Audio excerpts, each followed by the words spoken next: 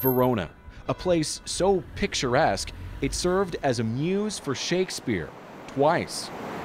A city with much darker stories too, the kind poets didn't write about. Nightmares kept hidden by the Catholic Church. Those stories are shared nowadays at this community center for deaf people. We asked for a lot of years justice, but we haven't justice. Many here were physically and sexually abused by priests. This is their safe space, decked out to show their anger toward the clergy on one side of the room and the life that came after abuse on the other. Alessandro Vantini was repeatedly attacked by 3 priests throughout his school years. Do you still pray? No pray. He remembers all too clearly the one he calls the worst of all. Boom, boom, boom. I was hit with a stick again and again, he says. It hurt. Then he sodomized me. I yelled. For me, it was like dying. Horror stories like his stayed trapped for decades behind these walls, the building that once housed the Antonio Provolo Institute. It was a Catholic-run school where priests preyed on boys, knowing their screams wouldn't be heard because all students were deaf.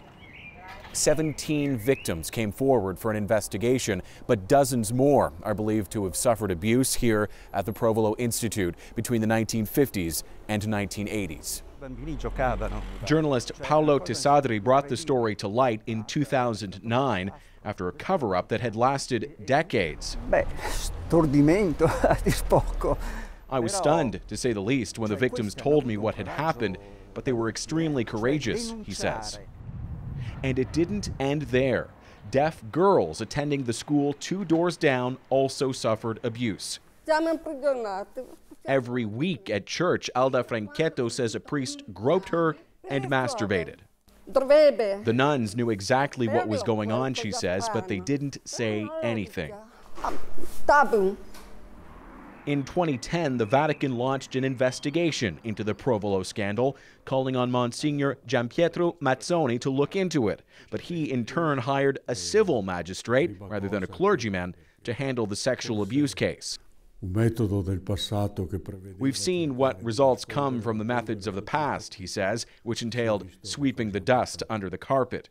He says only 2 living priests were found guilty, though neither one was sent to jail and neither lost his status as Catholic priest. So, feeling like they never got justice, abuse survivors have made props demanding pedophile priests be kicked out of the church. You're going to wear that in Rome. They're taking their campaign to the Pope's Global Summit this week, the event supposed to help stop the kind of abuse they suffered. The least they want now, they say, is compensation. And I hope is the beginning to another era, but we don't know. Wait and see.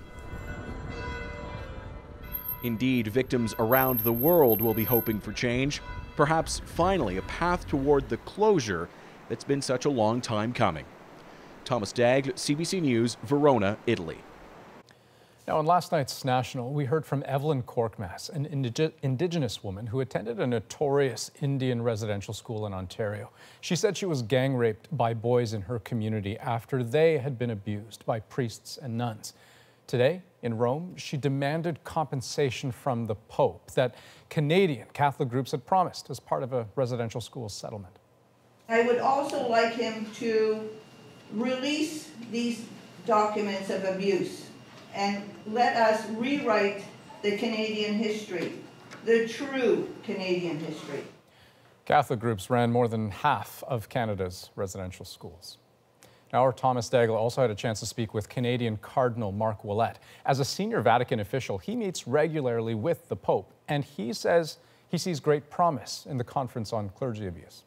I think it is a great sign of hope for the victims of sexual abuse in the Church, because it is really a sign of that their pain is acknowledged, and that there is a real will to change, not only in some area, but in the whole church.